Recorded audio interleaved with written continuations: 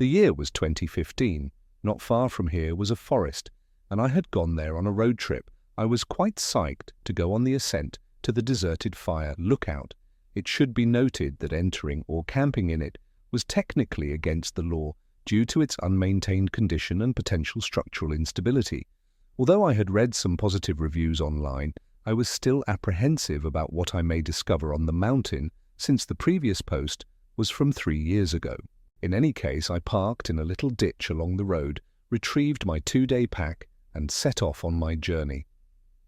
Since there aren't often clear routes to destinations like these, I relied on a handheld satellite GPS to keep me on track, but in reality I was simply navigating through dense forest terrain the whole time. It took around 4 or 5 hours to hike from the road. The landscape became increasingly dense and rugged as I continued on my journey. If the fire lookout isn't still up and suitable for camping, I guess I'll simply have to find another nearby spot to pitch my tent and call it a night. I was really hoping it would be. It was worth the several exhausting hours of trudging through the woods to reach my destination. The structure was visible through the woods, and as I approached it, I noticed that it appeared to be in reasonable condition.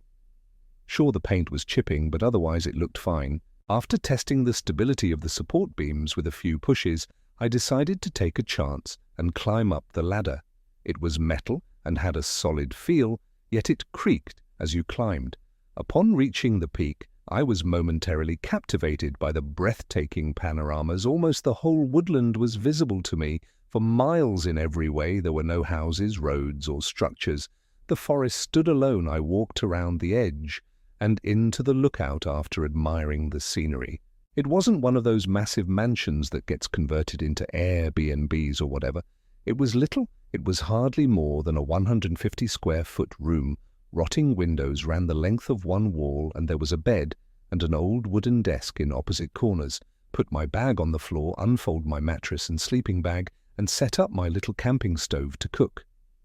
Since there wasn't much else to see in there, I went out on the ledge as soon as I saw the sun going down. Of all the views I'd ever seen, this one was the best. However, I had the impression that it was over quickly, and then there was nothing but night. No stars or moonlight could be seen. Because to the cloud cover, I sat on the edge for a while, because there was nothing else to do. I noticed something underneath me. Around an hour into the night, a glimmer was circling the forest floor. It wasn't like a bulb, which was the strangest part. I thought it was a torch because of its orange color and the way it flickered like a bonfire. Near my location in the forest, it was gliding between the trees. Since there was no path leading to this area of the forest, the likelihood of anyone else being here at the same moment as me was quite low. It was also somewhat strange to go about at night with a torch instead of a regular flashlight. After following the sun's path beneath the trees for some time, I lost sight of it when it dipped behind some clouds. It remained invisible to me for the subsequent half an hour. However, I persisted in remaining on the ledge, savoring the serene nighttime atmosphere. As the wind began to cool things down, I got to my feet to take in one final look around before making my way inside. However, when I peered under the edge, I saw a figure. They stood at the base on the grassy space that extended from the fire lookout to the forest. Their gaze appeared to be fixed squarely on me. Possibly the illuminated figure I beheld earlier. Was it hello? A cry escaped me. I was at a loss for words. Neither of them responded to me in any way. They exchanged odd looks for 10 or 15 seconds before raising a hand in some bizarre kind of acknowledgement or apology. Continuing their journey into the darkness, they retreated into the woods. Of course it was terrifying, but at the time I was certain it was simply another hiker wishing to remain at the lookout. Probably all it was doing was gazing up to see if anyone had been inside. Yet, no idea why he was hesitant to answer. All he did was raise his hand. I waited a bit longer outside but saw nothing more, so I brought my sleeping bag inside to get warm. Eventually I was able to nod off, despite the wind pounding on the windows and the cracking of the wooden beams beneath me. I woke up to a calm wind and still pitch-black skies, but I have no idea how much time had gone. Curious about my unexpected awakening, I opened my eyes and heard a sound that I recognized. A gentle squeak from the outside ladder. As I sat up, I kept hearing it, and I finally realized I had to be imagining things. The ladder was being ascended by an individual. I had no idea how high or low they were. All I could hear was the groan of the ladder's hinges as they ascended. Nonetheless, the world beyond the windows was shrouded in darkness. With a beating heart, I climbed out of my sleeping bag, retrieved my rucksack, and stepped upon the precipice. The creaking became increasingly louder and faster over the 20 seconds or so it took to stand up as if in a rush, until it abruptly ceased just as I reached the edge. For a few seconds I did nothing but stand there, anticipating the next noise. After that I cautiously made my way around the path, stopping to look around the bend at the ladder's entryway, completely deserted. Leaning over to see down, I cautiously walked closer, my heart rate rising. The ladder had no one on it. For a split second I didn't know what was happening. I was shocked, perplexed, terrified, and confused. Subsequently, a rapid succession of footfalls erupted around the wooden pathway behind me. I could barely make out their shadowy shape darting across the other side of the glass. Quickly hopping onto the ladder, I descended without hesitation, with my heart racing and my body trembling from the adrenaline surge. It was horrifying to try to down the slick metal ladder while someone chased after me. Before I noticed their head peering out from above, I had gotten halfway down. Until I reached the base and entered the forest. I did not pause. It was the smartest thing I could have done, and I still don't understand why I even got up to check what was happening, but I did. Perhaps even prevented my death. I made it back to my car after a long hike, thanks to my GPS and illumination. From what I can tell, no one was following me. As soon as I got in my car, I drove away. For my weekend camping excursion, I chose a tiny lake. Nothing out of the ordinary was planned. It was simply to be a relaxing getaway in the woods beside the lake. Indeed, that was the first day I arrived, made camp, and spent the entire day and night relaxing. It seemed like this was in the midst of nothing. The only people who would know about it are the locals, because there was a narrow trail getting to it, and it wasn't noted on any maps or anything. When I was a kid, my dad would bring me here. Throughout my many visits to that location, both with my dad as a child and later on my own, I have never once seen anyone else. To be completely honest, not a single trace of someone else's presence was ever detected. Anyway, I remember I walked around the lake 3 or 4 times on my second day, simply thinking about how beautiful it was. Those hours of walking were filled with peacefulness and pleasantness. However, while I was taking a loop around the lake, I noticed tracks in the soil near the tree line. I had been going in the same circle for a long time without ever seeing them. I doubt I would have missed them given how apparent their location was. Not only did the footprints indicate that someone else had been out here, but the fact that they were actual footprints added an air of mystery to their relatively recent appearance. Solely walking around without any trace of shoes, they obviously didn't remove their footwear before jumping in the lake, because the area I was in didn't even have a footpath leading directly to the water. Plus, I would have spotted them in the water. Strangely, I felt somewhat uneasy seeing this. While I was out and about, why hadn't I noticed their presence? Were they observing me and hoping I wouldn't notice? Avoiding paranoia was challenging. As far as I could tell, the footsteps continued all the way to the tree line where they appeared to gaze out over the lake. After that, they disappeared into the woods, seemingly continuing in a straight line for some time. Reluctant to venture into the unfamiliar woodland with them, I merely strolled back to my tent. Seeking any sign of life, I couldn't help but keep my gaze fixed on the lake, or more accurately, the tree line that encircles it. It was completely empty. The paranoia resurfaced as the sun dipped below the horizon. There was an unsettling air about the footsteps, and the knowledge that they were probably still close by didn't help. I sat around my campfire, which I had stocked with plenty of wood for as the night fell. Attempts to divert my attention from it were fruitless, but I did my best. I was conflicted about whether my anxiety was well-founded or if I was being ridiculously dramatic. However, I did not have to wait long until I detected approaching footfalls emanating from the woods. As soon as I realized where they were coming from, I pivoted to face the shadows. A number of them were present. 2 individuals were approaching my campsite at a leisurely pace.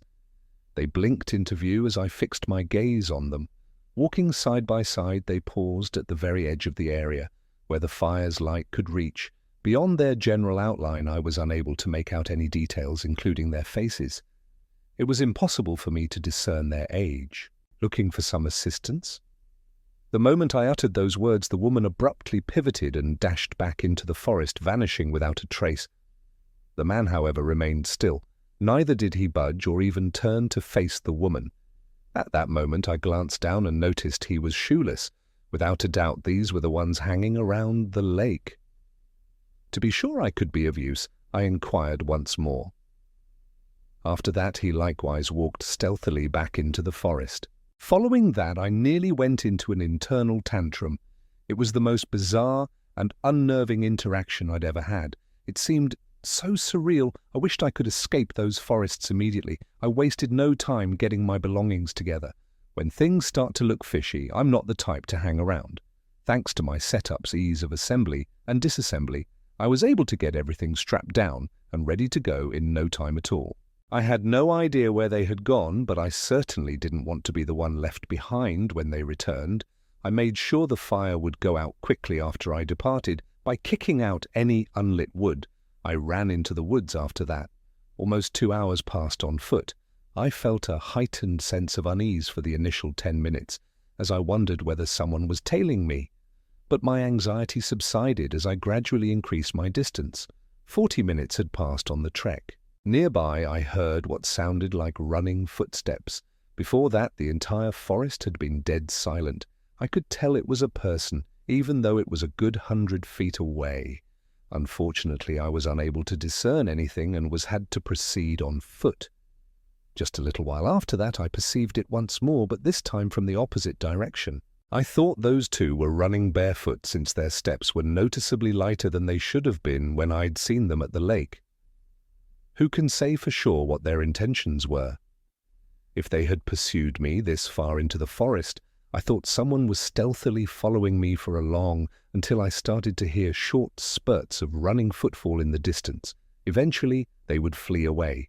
That trek through the woods was the most horrific thing I can imagine. Still, I returned to my truck in one piece. I managed to escape from that place. I wish I knew more about the man and woman, or had some insight into their activities outside, but alas, I do not. Sometimes I question whether they were alive or not. Maybe I'm going crazy. Neither do I know if it's something I want to do. I didn't return. I hail from northern Arizona, and I'm a 24-year-old woman. I remember this from a few years back. I was driving across the West Coast in a little camper van when this happened. These recreational vehicles cater to a wide variety of lifestyles. For the most part, I preferred camping in remote areas of the country, but I would occasionally venture into smaller towns as a stopover on my travels. Being alone in the woods was my favorite part of traveling, since it allowed me to fully immerse myself in nature. One possible explanation is that in the past, people felt more secure when they camped alone in a forest rather than in a crowded city parking lot. That doesn't mean it's not creepy at night. I just prefer to be alone in the dark. I was leisurely making my way between 2 major Washington cities this week. I was going at a leisurely pace, spending many days at a campsite and sticking to the back roads. This particular day I veered off the road and followed a faint dirt path that led far into the woods. I continued on in the hopes of finding a bigger and more picturesque area, as there were no taken pull-offs, and it appeared like nobody had been down here for some time. Finally, there was a big circle that you could jump out of. Although it lacked natural beauty, merely bordered by trees, it was spacious, isolated, tranquil, and equipped with a stone circle at its center, perfect for lighting a campfire. Placing my van in park, I leveled it. There wasn't much I could do outdoors because it rained nearly every day in Washington, D.C. during the middle of April. While preparing food on my propane burner, I let some fresh air in through the side door of my van. I still had a good chunk of time until I needed to hit the hay, as it was getting close to twilight. The rain intensified, and the sun dipped below the horizon during the subsequent half an hour. In order to seal off the vehicle from the rain, I sealed the door, but I let some air in through a little window that was located toward the rear. As I settled into my laptop to watch a show on the bed, the open window behind me started to let in a harsh light, interrupting my viewing. It was just a beam of light hitting my laptop screen. A moment before I could respond, it vanished, but it remained put. It went dark, as if the power had been turned off. I glanced out the window and saw nothing. When I turned around, outside it was pitch black and raining heavily. I had no idea where the light was coming from or what it was. Since there were other pull-off spaces down the trail, I thought it was probably just another camper. Perhaps some light broke through the foliage and illuminated my window. They subsequently slammed the brakes on their car. The one catch was that the light wasn't coming from the road. I had come down, there were only trees beyond my window. Perhaps another trail existed that I was unaware of. I retreated to my laptop as there was little more I could do in terms of investigation. The rain clattering against the metal roof made it difficult to discern any outside noise, so every now and then I'd peek out the windows to see if anything was happening. But no matter how hard I looked, I could never find any evidence that anything was out there, so I tried not to stress myself out. When I finally decided to turn it off for the night and give sleep a go, it was probably about 10 or 11. In the van, I disabled all electronics, shut all windows, and pulled the blinds. Within it was next to blackout. I dove beneath the blankets and aspired to slumber. On other nights, I had no problem falling asleep, but tonight, I simply could not do it. Regrettably, after an hour, the rain intensified even further, and thunder began to roll in. It was so loud that it was hard to even consider going to bed. Even with the heavy rain and thunder, I thought I heard movement outside, around 2 hours into the night. The volume was just right for me to recognize it as an actual sound. Somewhere outside my van I heard what sounded like a person or something rushing and kicking a branch over the ground. There were no further noises after that.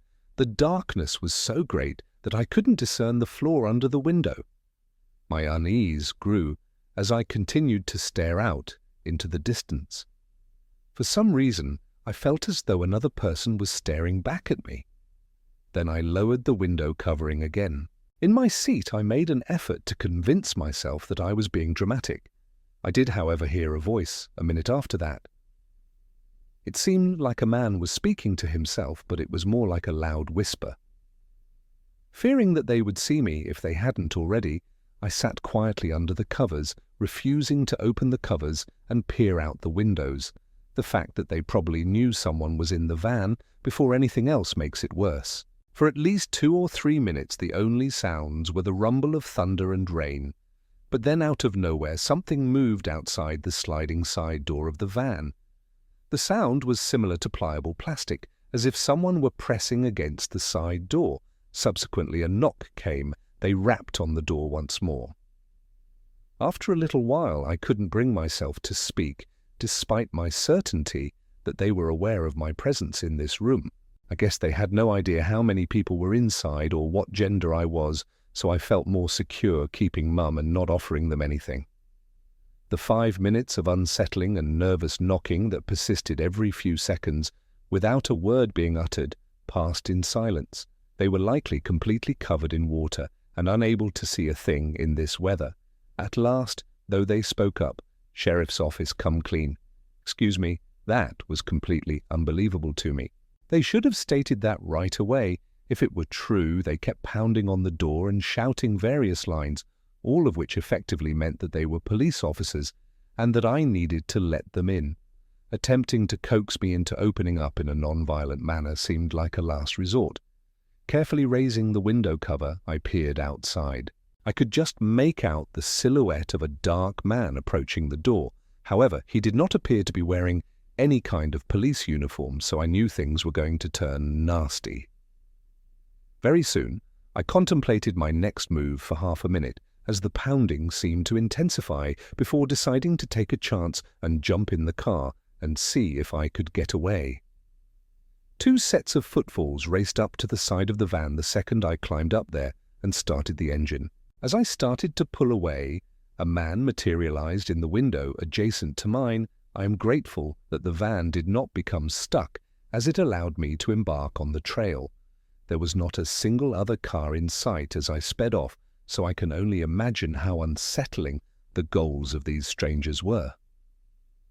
The county denied having any cops on duty that night in response to my claim, but they never contacted me again. There was a chance things may have gone downhill, but nothing has happened to me since then.